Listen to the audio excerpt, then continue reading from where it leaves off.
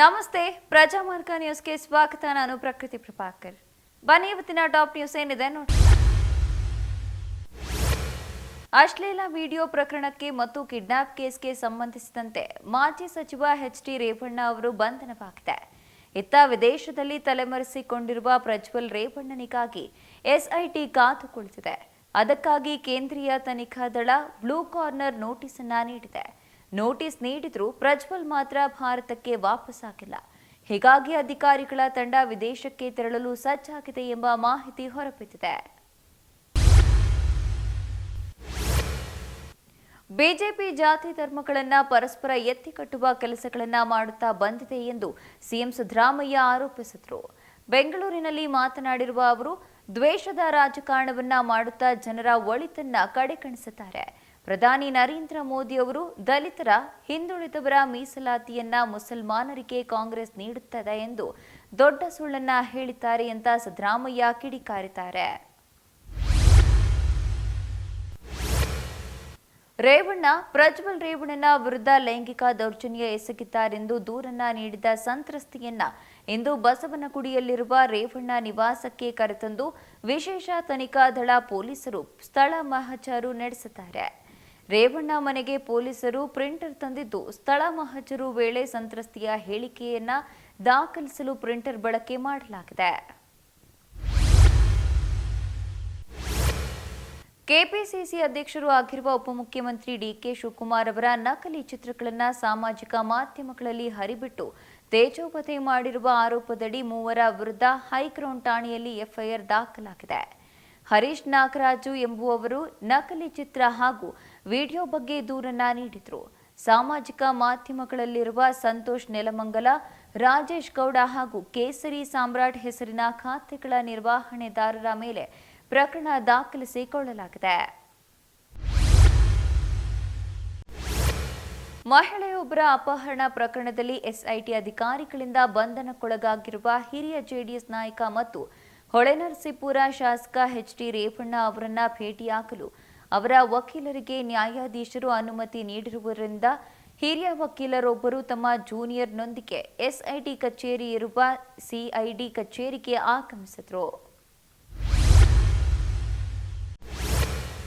ನಗರದಲ್ಲಿ ಪೂರ್ವ ಮುಂಗಾರು ಆರಂಭದ ಮುನ್ಸೂಚನೆ ದೊರೆತಿದ್ದು, ಮೇ 10ರವರೆಗೆ ಎಲ್ಲೆಡೆ ತೀವ್ರತರ ಸ್ವಚ್ಛತಾ ಕಾರ್ಯ ನಡೆಸಲಾಗುವುದು ಎಂದು ಬಿಬಿಎಂಪಿ ಮುಖ್ಯ ಆಯುಕ್ತ ತುಷಾರ್ ಗಿರಿನಾಥ್ ತಿಳಿಸಿದ್ದಾರೆ.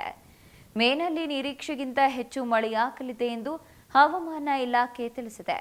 ಮೇ 3ರವರೆಗೆ ಕೈಗೊಳ್ಳಲಾಗಿದ್ದ ಮಾಸಾರ್ಧ ಸ್ವಚ್ಛತಾ ಕಾರ್ಯಕ್ರಮ ಮುಂದುವರಿಸಲಾಗಿದೆ. ಈಗಾಗಲೇ 75% ಚರಂಡಿಗಳನ್ನು ಸ್ವಚ್ಛಗೊಳಿಸಲಾಗಿದೆ ಎಂದು ಪ್ರಕಟಣೆಯಲ್ಲಿ ತಿಳಿಸಲಾಗಿದೆ.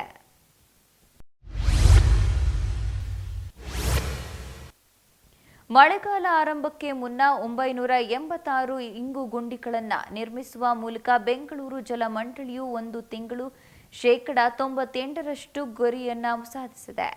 ನಗರದಲ್ಲಿ ಜಲಮಂಡಳಿಯ ಅಧೀನದಲ್ಲಿರುವ ಬತ್ತಿ ಹೋಗಿರುವ ಕೊಳವೆ ಬಾವಿಗಳನ್ನು ಮಳೆ ನೀರು ಇಂಗು ಗುಂಡಿಗಳನ್ನಾಗಿ ಪರಿವರ್ತಿಸಬೇಕು ಎಂದು ಜಲಮಂಡಳಿ ಅಧ್ಯಕ್ಷ ಡಾಕ್ಟರ್ ವಿ ರಾಮ್ ಪ್ರಸಾದ್ ಮನೋಹರ್ ಸೂಚನೆಯನ್ನ ನೀಡಿದರು.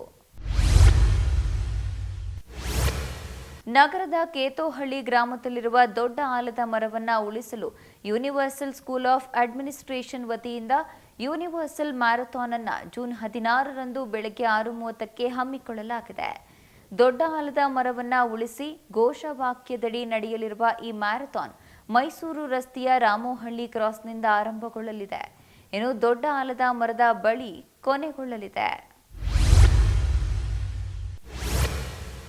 ನಗರದಲ್ಲಿ ಸೈಬರ್ ಕಳ್ಳರ ಹಾವಳಿ ಮುಂದುವರೆದಿದೆ. ಸೈಬರ್ ಕಳ್ಳರ ಜಾಲಕ್ಕೆ ಸಿಲುಕಿ ಅದೆಷ್ಟೋ ಜನರು ಕೋಟ್ಯಾಂತರ ರೂಪಾಯಿ ಹಣವನ್ನು ಕಳೆದುಕೊಂಡಿದ್ದಾರೆ. ಇದೀಗ ಸೈಬರ್ ಕಳ್ಳರ ಜಾಲಕ್ಕೆ ಸಿಲುಕಿ ವ್ಯಕ್ತಿಯೊಬ್ಬ 5.17 ಕೋಟಿ ರೂಪಾಯಿಯನ್ನ ಕಳೆದುಕೊಂಡಿದ್ದಾರೆ. ಉದ್ಯಮಿ ಅಶೋಕ್ ತಿರುಪಲ್ಲಪ್ಪ ವಂಚನೆಗೆ ಒಳಗಾದವರಾಗಿದ್ದು, ಅಶೋಕ್ ಸೈಬರ್ ಕ್ರೈಂ ಪೊಲೀಸ್ ಠಾಣೆಯಲ್ಲಿ ದೂರನ್ನ ದಾಖಲಿಸಿದ್ದಾರೆ.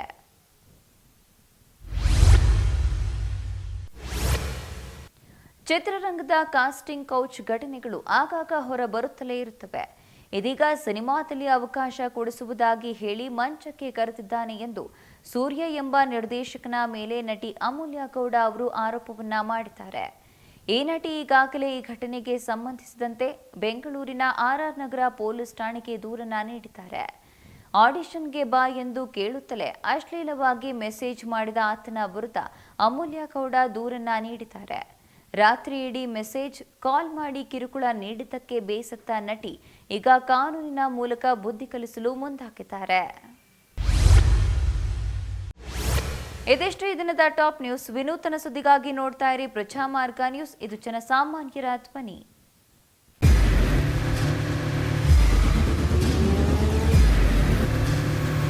ಪ್ರಜಾಮಾರ್ಗ ನ್ಯೂಸ್, ಇದು ಜನಸಾಮಾನ್ಯರ ಧ್ವನಿ.